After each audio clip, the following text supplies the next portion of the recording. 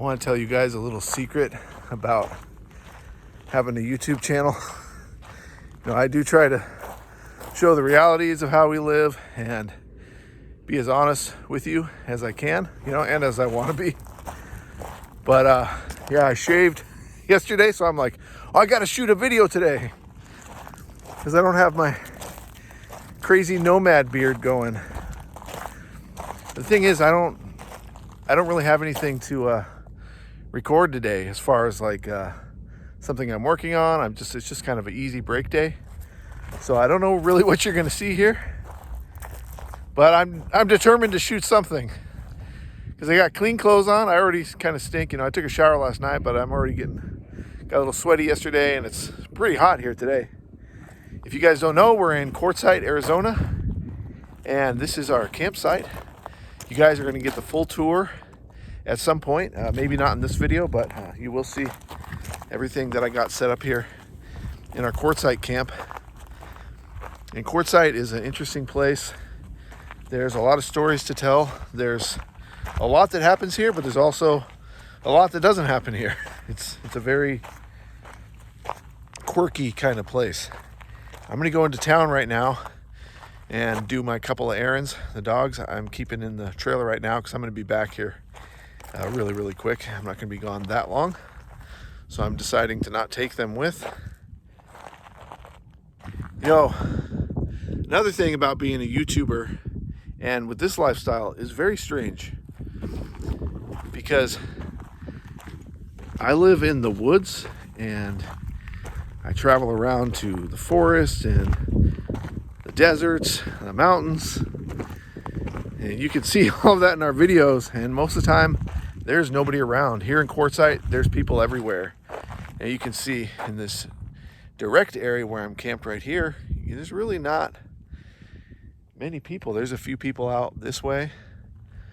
And then of course, in the other areas out here, there's a lot more people. You can see them out here. That's the main road out there. And people going into town, people doing their errands, their chores, dumping their RV tanks. Super quiet, but there's so many people here. And something I'm learning now being a YouTuber is, people start to recognize my face and our rig. And I'm sort of being confronted with that idea of, if I come to an area, especially like Quartzsite, where there's a lot of people that are kind of living the same or similar lifestyle as me and the dogs, there's going to be a lot of people out here that see me driving around or going into town. I could be standing in line today at the post office or whatever, and someone could recognize me, and then I'm just caught off guard because you can tell like I'm a pretty private person. I do have a YouTube channel which exposes a lot of my lifestyle, and I like sharing that aspect of my lifestyle with everybody. But being a private person and somebody who really, I like to be by myself most of the time, it's a little awkward, a little strange when someone comes running up to you, or someone's, I was at the dump station the other day, or at the dumpster, and I was just dumping my trash in the dumpster, and someone from across the street at the dump station is like, "Hey, got out." And it took me a second before I was like, wait, they're screaming for me. Like they're like saying, "Hey, we see you." And so I'm like, oh, should I, I'm in line to hit the dumpster. I'm dumping my stuff in the dumpster. Should I wait here? Because is that person coming to approach me? I don't want to just drive off, I had a couple minutes, so I kind of drove down off of the dumpster ramp, and then I kind of waited there for the person to approach me. I just don't want them to think like I drove off. I did wave to them, and if they were waiting to meet up with me, right there, then just so you know, if you're that person, that guy, then I did pull down to the other side of the dumpster and kind of waited there for a minute because I thought maybe you'd come running around and say hi. But that's cool. If you just want to give a wave, that's great too. And so that's the other thing I want to talk about, is how I'm learning to deal with that. And I'm realizing it's a super cool thing. It's like, especially out here at a place like this, because this is Nomad Territory. Everybody out here lives in an RV or a van or their camper, their truck camper, or their car.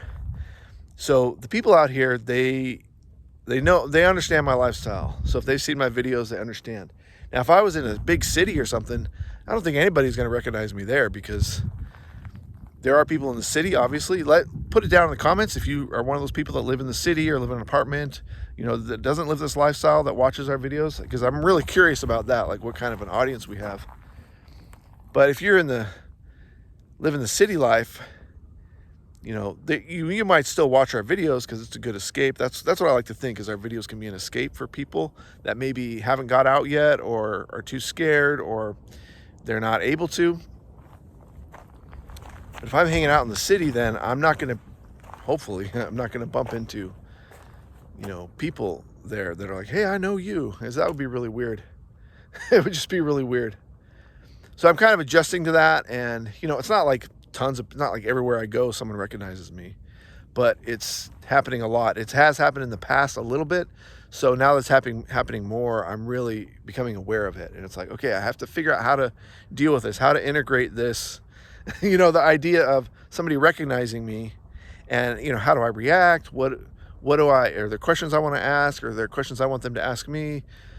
Because I do like meeting people at random, I think is the best way. As far as like having a group meetup, I just feel like that would be awkward. I'm not interested in doing that. But if I bump into somebody and you're like, hey, I watch your videos, then I get really excited now. It used to shock me at first, but now I do get excited. I'm like, wow, that's really cool. YouTube is like a real thing. It's not just bots commenting and watching our videos. It's actually real people. You guys are real. You're real. I'm real. We're all real here. And we're bumping into each other now every once in a while. I guess I'm kind of rambling at this point, which is not uncommon. You know, when you're an isolated nomad, you just kind of start talking. That's another thing I notice about the people out here. If you bump into somebody, if you want to have a conversation, people will just talk your ear off. And a lot of times it can be really cool. Sometimes you just want to get your stuff and go.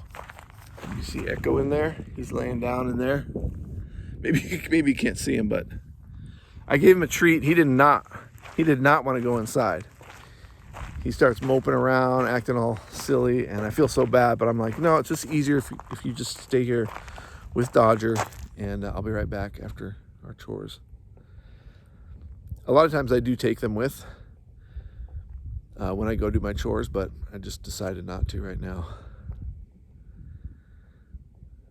So we'll see. If this is the end of this video, then hit that like button. Let us know you're watching. We like to know you're watching.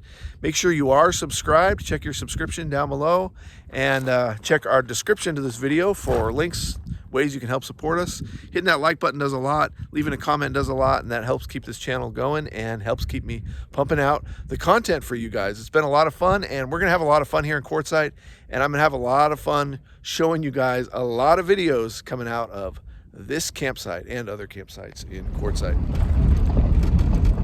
I'll try to do a little bit of road recording for you today. We're on the dirt road here at the LTVA.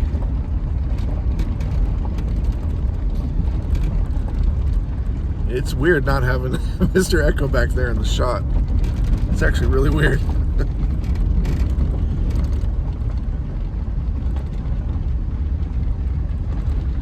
Yeah, let me tell you, you gotta have dogs if you're living this lifestyle. A lot of people out here do have dogs, and they tend to have like a small little dog. And you would think like two big dogs like mine wouldn't fit very well in a travel trailer, but we fit in there really good. You know, we really do. And we've been having some, you know, colder nights. I put the down comforter away. If you go back in our videos a few weeks ago, we were going through well below freezing temperatures, and I froze the tanks in my trailer. I froze the water pump in my trailer. That's how cold it got. And we even went through snow. So here, you know, when I say it's cold, it's like 40 degrees at night. And I'll still leave my window open. If it gets much colder than that, then I will close the window. But I leave it open just to get some fresh air in. And how that relates to the dogs is the dogs keep me warm at night. I just have my little sleeping bag on the bed and a little blanket. And the dogs and I, we kind of curl up. You know, Dodger doesn't curl up unless it's really cold. He doesn't even want to be close to me. He just kind of lays at my feet for the most part. But Echo, man, he loves to curl up. He's a good heater dog. And then if it gets, you know, below freezing, then Dodger will cuddle up with me. But that's just one of the good reasons to have a dog if you're a nomad. I can't imagine, you know, just me just driving right now without dogs here hanging out with me. That feels weird. That doesn't even serve a purpose other than just, you know, friendship, companionship kind of thing. But things like, oh, if you're just hanging out in your trailer and you think you hear something outside, well, if you have a dog, you're going to know if you heard something outside because your dogs are going to hear it before you, or they're going to smell it, or they'll see it. And they're going to bark, or they're going to make some sort of noise that lets you know. I don't know how you can live as a nomad without a dog. A cat is, you know, can be helpful, I guess, for mice or whatever. And of course, companionship. But what you want is, you want a dog. So let's take a look here. I'll show you how packed it is. It's fairly packed here. All right, so we made it to the dumpster. I've been staying at different LTVA areas just to kind of get a feel for the different areas, and that's my plan this year, is to stay at all of the LTVA areas in Quartzsite. You can see over there is the dump, the RV dump. That's where you dump your tanks, and the water stations are up further down the road. Here's the line for the dump station. And I've talked about this in my videos before. What you do is you count the vehicles. So there's 3, 6, looks like there's 6 vehicles. So you multiply that times 5, and that's 30. So that means the person at the end, they're gonna be waiting 30 minutes before they can dump. And that is a really accurate number. Because when you get out here, when you bring a rig out here, this is the wrong time of the day to do it. It's like 1:30, 12 or 12:30 or 1:30, something like that. Don't come at lunchtime. Don't come in the morning unless it's super early in the morning. Apparently you can dump late at night, like when it's dark out, but there's no running water then, and there's no lights. But if I brought my rig out here and I had to wait for half hour, I'd be like, okay, that's fine. I can deal with that. But if you're gonna wait an hour or longer, then it's just not worth it. Go back to camp, scope out the line before you bring your rig around if you can. This line is just gonna get longer as the months go on here. As we get into January, that line's gonna get super long. And there's gonna be days of the week that you're not even gonna really wanna go dump, like the weekend basically. All right, let's get out here and we're gonna dump my trash. That's exciting. So the deal with the dumpsters here is you get rid of all your trash, which is really nice. You can throw big stuff in here. I've seen people throw away huge items in here. Like, you know, they're repairing the air conditioner. You can see stuff in there, like there's a grill.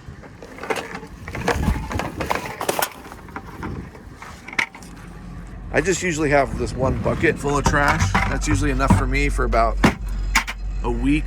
Sometimes I can fit a couple weeks worth of trash in there. And then people will leave stuff out here.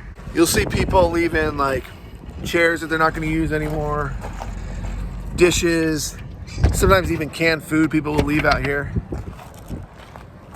And they're just trying to give it to somebody who needs it, who can use it, you know, more than them. And everybody out here is kind of doing the same lifestyle, so it makes a lot of sense. You know, if you have a camping chair, you're like, well, I know someone around here can use it, I just don't know who needs it. Then people will leave that stuff here.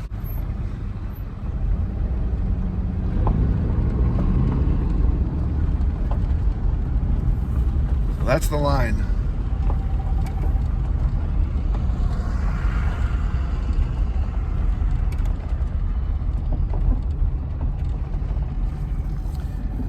Now, if you guys don't know, I'm not sure if I talked about this in one of my videos, but here at La Posa South, you're going to find the Nomatic Fanatic. And if you have not seen his YouTube channel, check out Nomatic Fanatic. His bus, I still haven't seen it. I think I've caught a glimpse of it out in the distance, but I haven't driven over there to see if that's actually his bus. But he's building a school bus to live in right now. And he's doing it all out here. All right, so let's give you the front view. And the speed limit here is 15 miles an hour on this road.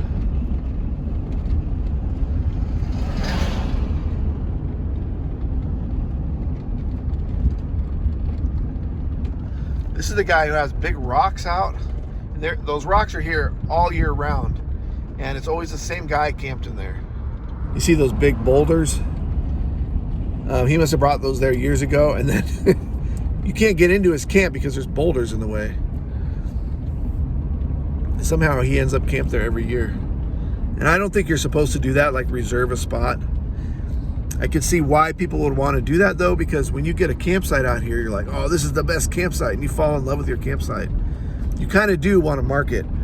The only time it's really appropriate to mark your site here, or to like reserve a site, is if you have an area next to you and you know your friends are going to come in the next couple days or something like that, then you can mark that spot off.